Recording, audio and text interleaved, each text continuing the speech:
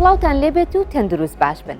لەم هەفتەیەدا چالاکیە هونەری و کولتوریەکان کەوتونەتەوە جموتۆڵ هەر لا بڵاوکردنەوەی کتێبی نوێ و پێشانگەی شێوەکاری تایبەت و بە کۆمەڵ تا ناساندن و واژۆکردنی پەرتوکە نوێکان. ئێمەش لە کۆوارەوە گرنگترینیان دەخەینە بەردی دی ئێوە.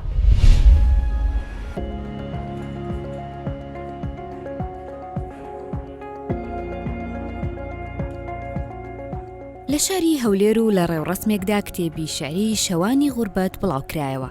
شعرەکانی ئەم کتێبە لەلایەن شاعیر چیە عومەر ساقیەوە نووسراوە. بەهۆی نەبوونی گەشتەوە کتێبەکە لەلایەن هاوڕەکانیەوە واژۆی لەسەرکرا.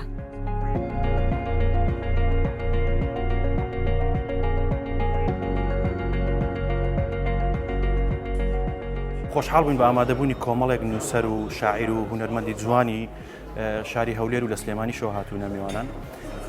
لێرە ئامادەبوونیان هەبوو، زۆر خۆشحاڵ بووین بە ناساندنی کتێبی شەوانی غوربەتی شاعیری خۆشەویست دکتۆر چیە. ئەم جۆرە مەراسیم و ڕێوڕسمانە زۆر گرینگە لەمەوە بە دوا پارەی پێ بدرێت، چونکە خۆمان نەزانین ئەوە 5-6 مانگی ڕابردوو کۆرۆنا هیچی نەهێشت، یعنی هەموو شتێکی داخست، هەمومانی خستە نێو کونجی ماڵەکانەوە. ئێستا خۆشحاڵین کە ڕۆژ بە ڕۆژ چالاکی و ڕێوڕسم و ناساندنی کتێب و خوێنەرەکان بێنەوە ناو کتێبخانەکان. بە جێرەی شەوانی غوربەت من هەر هەموو شعرەکانیم خوێندێتەوە بە پێی ئەوەی کە من بۆ خۆم سەرپەرشتیاری چاپکردنی دیوانەکە بووم و بەسەر هەموو هەڵەچنی و پێشەچیشم بۆ نووسیوە. بەڕاستی یعنی ئەو شعرانە دەتوانین بڵێن دەچێتە قۆناغی هەستیاری ڕەوڕەوەی شعری ئێستا و توانیویەتی ڕێسکەیەک بۆ شعر دابنێ و بەشدار بێ لە بەرەو پێشەوە چوونی پرۆسەی شعری کوردی. هەروەها کاکێ چیە بێجگە لەو شعرانەی کە بە کوردی نووسیویەتی دەستێکی باڵای هەیە لە وەرگێڕانی شعری کوردی بۆ زمانەکانی ڕۆمانی و ئەڵمانی و ئینگلیزی یانی.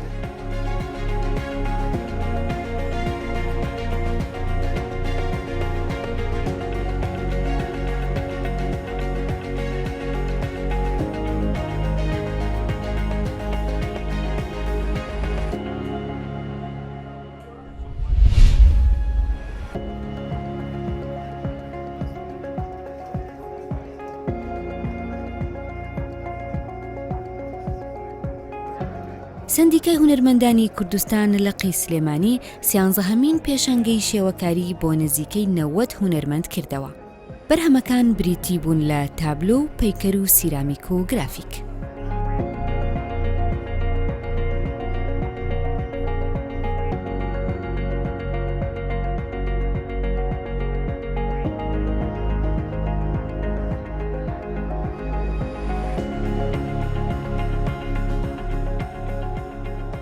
ئەمە یەکێکە لە نەریتە جوانەکان لە ناو لقی سلێمانیە، چکان پێشانگایە ساڵانە یاخود چەند ساڵجارێک بە پێی توانای ئەمریکینەوانەیە کەمە تایبەتە بە شێوەکارانی پارێزگای سلێمانیەوە. ئەم پێشانگایە لە ژمارە یەکەوە دەست پێکا لە ئێستادا ئەمە 13هەمین پێشانگایە کە لە ئێستادا نزیکەی 90 هونەرمەند بەشداری تیا کردووە. ئەو بەرهەمانی کە لە ئێستا نمایش کراوە کارەکان بریتین لە کاری نیگارکێشان، پەیکەر، سیرامیک، گرافیک. ئەم پێشانگای لە ڕاستیدا ئەمە لە پێش کەرەنتینەکە هەموو ئامادەکاریەکمان کردو. بەڵام لەبەر سەلامەتی و تەندروستی هەموو لایەک ئەم پرۆژێمان ڕاگرتاوەکو باردۆخە تا ڕادایەک ئاساییە بێتەوانە. لە ڕاستیا کۆکردنەوەی پێشانگای خۆی بۆ خۆی ئامانجێکی جوانی هەیە کە تۆ کۆکردنەوەی هونەرمەندانە بۆ گفتوگۆکردن و تێڕامان و تێڕوانین لەبارەی هەموو بەرهەمەکان بە سەرجەم بوارەکانی وەکو چوار بەشەی کە لە سەرتادا ئاماژەم پێگەر کامە خۆی بۆ خۆی گۆڕینەوەی دید و بۆچوونەوە بۆ ئێمە هونەرمەندانیش ئەمە زۆر پێویستە کە ئەگەر ساڵی جارێک بێ یاخود چەند جارێک بێ بتوانانی کۆبینەوە تاوەکو ئاگاداری کار و بەرهەموو ئاسەکانی یەکتر بین لە چی بووە لە بوارەکان جیاوازەکان.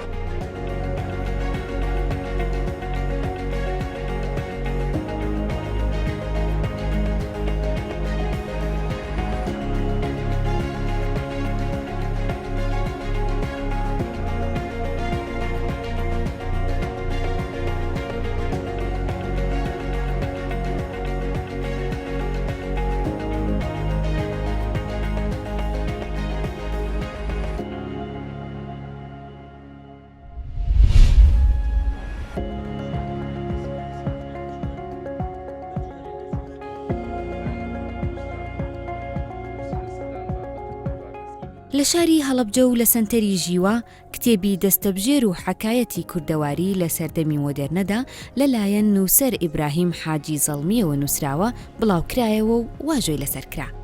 کتێبەکە باس لە کوردەواری دەکات بە تایبەتی ناوچەی هەورامان و سەردەمی مۆدێرنە.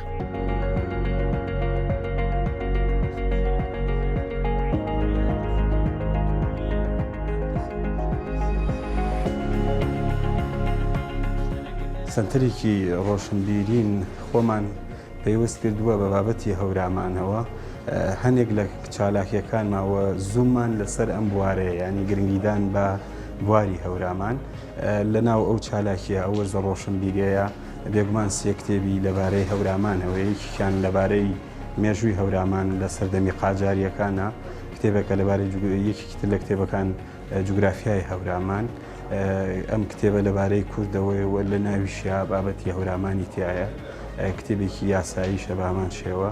ئەم کتێبە باسی کوردەواریەکە لە سەردەمی مۆدێرنەدا و پاشان دەستی دەسەبژێری سیاسی و کۆمەڵایەتی و ئابووری و ئاینی لەم سەردەمی مۆدێرنەدا چۆن بووە چی بووە لە حەو بەشی سەرەکی پێک دێت هەریەکان لەو بەشانە ئاماژەیەکن بۆ بوارێکی تایبەت لە کۆمەڵگای کوردەواری و پاشان خوێندنەوەیەکی ئەکادمیانە بۆ ئەو جانبە چونکە بە شێوەیەکی گشتی ئەمە خوێندنەوەی بۆ کۆمەڵگای کوردی.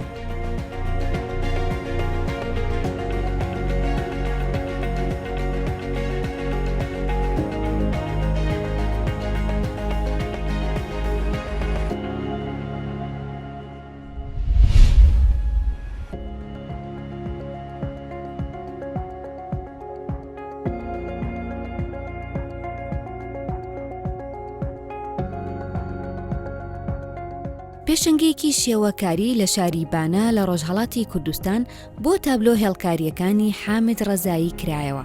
هێڵکاریەکانی ئەم هونەرمەندە تەنها بە پاندان کراوە و توانیوێتی بەهۆی بەکارهێنانی ئەم پێنووسانەوە سەرنجی ئامادەبووان بۆ خۆی ڕابکێشێت.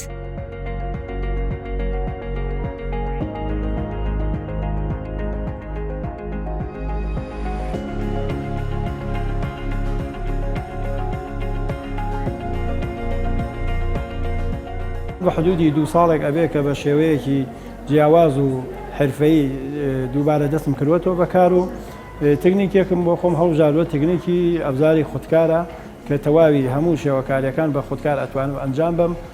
هەدەفیشم لەم کارە ئەوە بووە کە ئەم تکنیکە بناسیێنم بە خەڵکو و بە دۆست و ئاشنایان و ئەوانەی کە لایەنگەری هونەرن و هونەرمەند و هونەردۆستن.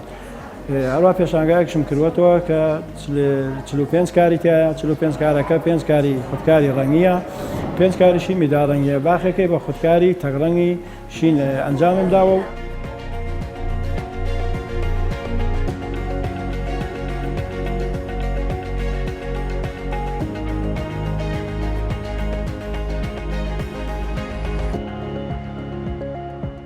نمایشگای کاک حامیدی ڕەزایی یەکێ لە هونەرجووە فعالەکانم زۆر تەوانا کە حدوداً 45 ئەسەرە بە تکنیکی خودکار. خۆب زۆر کەس وابیرەکەنەوە کە خودکار سەبکێکی خاصە بەڵام ئەتوانین یەکێ لەو مەتریاڵانەیە کە جزوی ئەبزاری کاری ئێمەیە ناتوانین بەڕێزگا سەبک شێواز بە قەول ئەم کارانە ڕالیسمە واقعگەرایانەیە.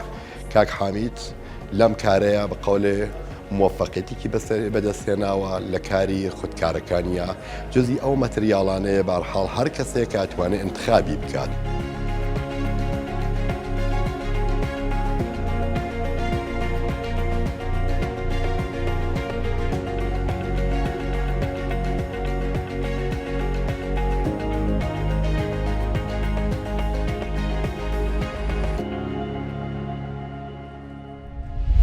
شێوەکارانی کورد بە تابلۆ و کارە هونەریەکانیان گەلەریە بەناوبانگەکانی جیهانیان پڕ کردووە لە ڕەنگی کوردی و دۆزی کورد بۆ تا یەکێک لە بابەتە سەرەکیەکانی ناوەڕۆکی تابلۆکانیان. ئەوە تا بەهادین لە شاری سلێمانیەوە بەرەو تورکیا و لەوێشەوە بەرەو هەندەران لە ئەڵمانیا کاروانی کۆچبەری ڕانەوەستاوە و لە تابلۆکانیدا ڕەنگی داوەتەوە. ئەو بە فڵچە و ڕەنگە سەرنجڕاکێشەکانی و تێکستە نایابەکانی لە دەرگای زۆر وڵاتانی جیهانی داوە.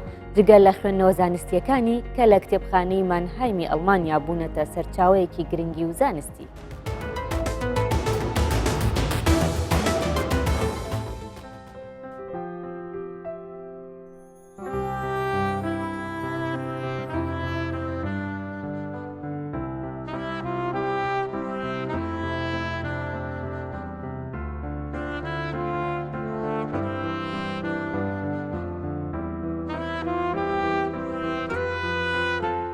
من ناوم بەهادینەوە لە دایکبووی شاری سلێمانی باشووری کوردستان.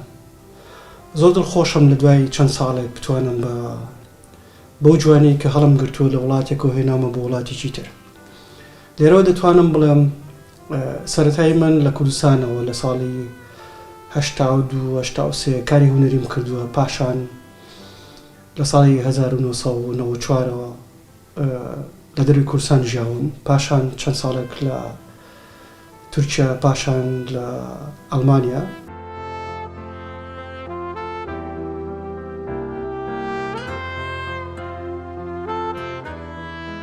زۆر لەو کارانەی کە من کردومە دەتوانم بڵێم لە تەنها لە ئەڵمانیا نەماوەتەوە یان لە ئەوروپای نەماوەتەوە. کارە هونەرەکانم کە لە ئەوروپا زیاتر لە وڵاتە شەرقیەکان تەنانەت لە وڵاتە عەرەبیەکانیش کە توانیمە تێکس بکەم بە کاری هونەری. ئەو تێکستانش کە بووم نەگەڕێتەوە کە چیرۆکی خۆم نین، چیرۆکی میلەتێکن، چیرۆکی ئینسانیەتن. ئەو فڵچەی کە لەسەر ئەو کانڤازە سپیە من کە بەهێز و بە ڕۆحێکەوە کاری لەسەرەکەم، لەوانەیە بڵم یادگاریەکی مناڵی من بووە، بەڵام هەر من نەبوو. لەوانە مناڵە کوردەکان بوو بێتن، لەوانە مناڵێکی ئەفریقی بوو بێت.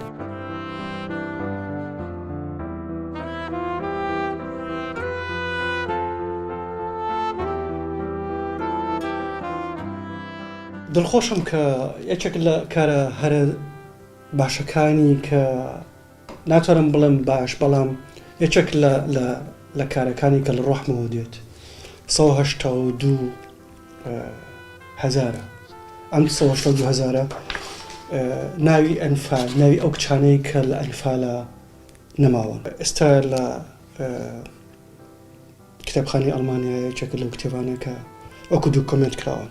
پاشان میتۆلۆگی بۆ من خاوەندی کام خاوەندانەی کە ئینسانیەتیان ڕزگار کرد. پاشان دەڵێم هەفتا مێخەک کێچێک لەو کتێبەیە کە هەفتا تابلۆی جۆرە و جۆر یەکێک لە نووسەرەکانی کورد وابی ڕەسوڵ، لاوەر قەراخی، دوو پرۆفیسۆری لە بواری ڕخنەی شێوەکاریە کە لەسەرم کتێبە نووسیوانە. لە ساڵی 2019 کە نامە ماجستێرەکەم کە بووە یەکێک لە کتێبێک بۆ منهەجی میتۆدی خوێندن لە وڵاتی ئەڵمانیا لە زانکۆی هایدلبەرگ، کە باس لەوەکەم کە هونەر دەبێت ئینستەلاسیۆن یان هونەری نوێکاری ئەبێت چ جۆرێک باس لە دووهەمین سروش بکات. من باس لە دووهەمین سروش دەکەم.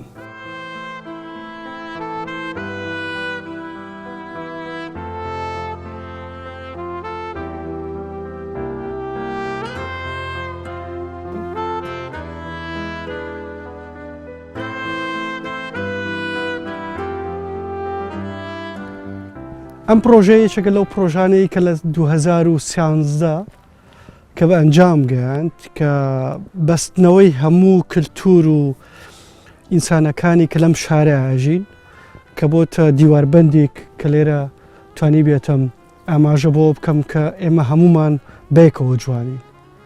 لەبەرەوە بۆیە تۆڕا لێرە لەسەر پانتاییەک 50 مەتر بەرزە بە 30 مەتر وابزانم، هەر ئەوە نەدەبێت.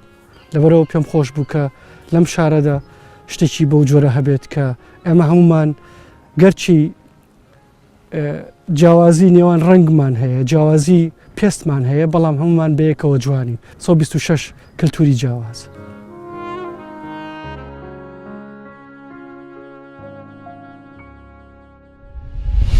گرنگیدان بە ڕاگەیاندنی ئەدەبی یەکێکە لە ئەرکەکانی ڕۆژنامەنووس کە زۆرجار بەرهەمەکان دەبنە دۆکیومنتی گرنگ و لە دوا ڕۆژدا سوودیان لێوەردەگیرێت. نووسەر و ڕۆژنامەنووس شاخەوان سەدیق هەردوو کتێبی شعر و ئازادی و ڕۆمان و دنیابینی بڵاو کردەوە. کتێبی یەکەمیان گفتوگۆیەکی نووسەرە لەگەڵ دکتۆر ڕێبوار سیوەیلی لەسەر شعر بە گشتی و کتێبەکە لە 4 بەش پێک هاتووە. کتێبەکەی تریش کاری ڕۆژنامەنووسی ئەدەبیە کە گفتوگۆکردنە لەگەڵ چەند ڕۆمان نووسێکی دیاری عەرەبی.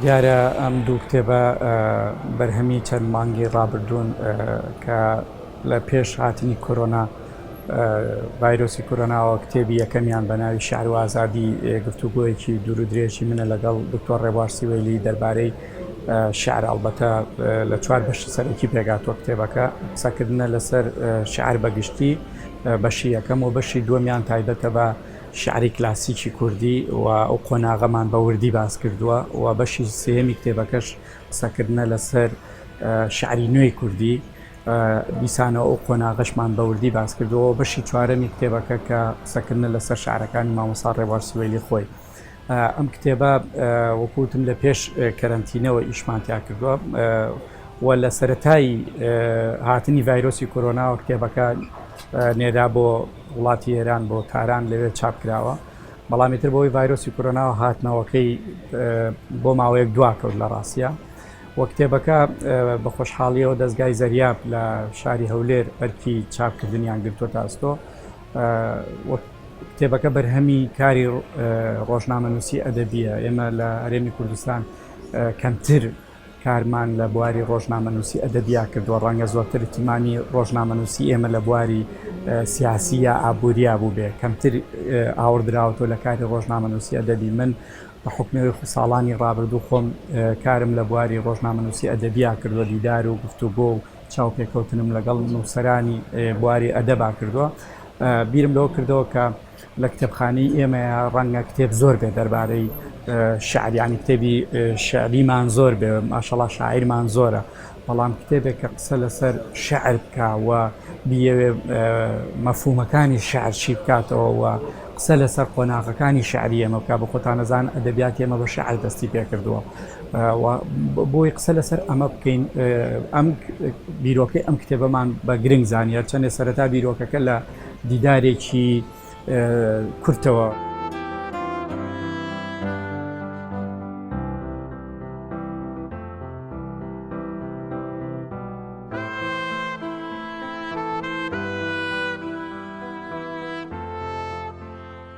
کتێبی دووەمیشان دیسانەوە هەر بەرهەمی کاری ڕۆژنامەنووسی ئەدەبیە ئەویشان گفتوگۆکردنە لەگەڵ چەند نووسەرێکی چەند ڕۆماننووسێکی ناسراوی دیاری ناو دنیای عەرەبی کە هەرێکی لەو ڕۆماننووسانە لەسەر ئاستی ئەدەبی عەرەبی و دنیای ڕۆشنبیری عەرەبی ناوی گەورە و دیارن و ئەم نووسەرانە هەرێکیان بگری چەند بەرهەمێکی کراوە بە کوردی لە ناو کتێبخانەی کوردیە هەیە و بۆ خوێنەران و بۆ ئەدیبانی کورد ئاشنان بەهۆی ئەو هەموو داگیرکاری ڕژێمی بەعز بەسەر کوردیا هێناوێتی جۆرێک لە عقدە هەبوو لە لای تاکی ئێمە بەرامبەر بە وشەی عەرەب بە ناوی عەرەب بە نووسەری عەرەب ئێمە ویسمانەوە کاڵکەینەوە کە بڵێن ئەوە ڕژێمێکی داگیر کراوە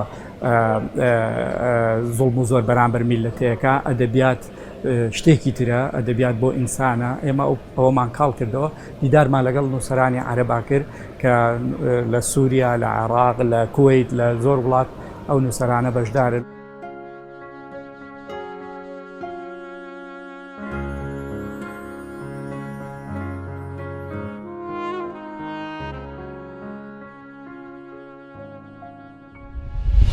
ئەوەی تێبینی دەکرێت لە ناوچەی بادینان بەگشتی میزیسیانی بەتوانا و گۆرانی بێژی دەنگخۆش بە درێژایی مێژوو بوونیان هەبوو و لە شاخەکانی ئەو دەڤەرەوە سۆز و هەستی ئێمەیان ئارام کردوێتەوە. شڤان موستەفا یەکێکە لەو هونەرمەندە بەتوانایانەی کە خۆی و کوڕەکەی گرنگی بە پەرەپێدانی میوزیکی کوردی دەدەن و لە ڕێگەی ژەنینی ئامێری عود و کەمانەوە بەرەو ئایندەی ڕووناک دەڕۆن. شڤان موستەفا مامۆستای پەیمانگای هونەرە جوانەکانی دهۆکە و لەسەر دەستی ئەو چەندەها میوزیک ژەنی دیکە لە شارەکە دروست بوون.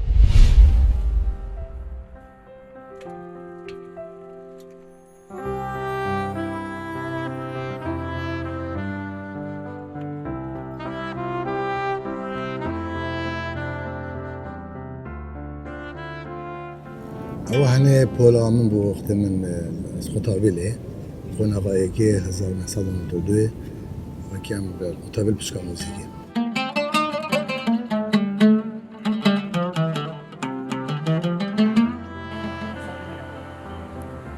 یعنی ما گەلە بیراتنێت بێ پەیمانگای داهین چوەکۆ پارکێ ئاوێرێ بێ چوەکۆ باخچێ توێ بێن بیرادەت خۆش و نەخۆش حالەتێکی بارتەنگی و مەسەلت هونەری و پشتینگی ئیبداع دەست پێ کرد.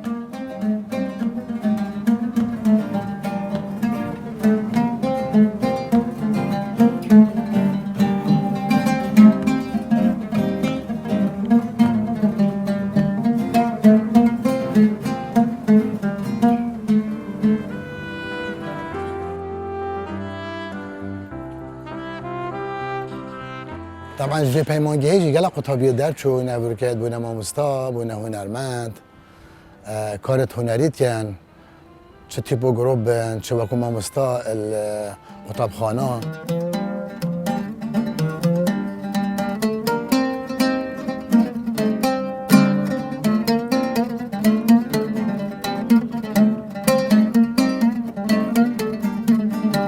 پشتی دەرچوونە خوڵە ئێکێل نقطة 6 ونقطة 7 طبعا كوما مامۆستا دا مەزرادون قوتابی بوونە مامۆستا وانا هونەری ئەشێن بژمەتە شوێرە دەست پێ کردی و گەلێک باش تا گوتو حتا نوکە گەلە قوتابیت مەژی وێگەوێت تیپ و گروپادا کارتیان طبعا بوونە ژەنیارت باش یعنی سەر ئاستێ جارە گوتی پارێزگا دۆکێش سەر ئاستێ هەرێمێ کارت هونەریتیان بەردەوام هێوی ئومێد مەعاون جی بەردەوام بن و ji bo piter pêşxistina karet hunerî li devera me.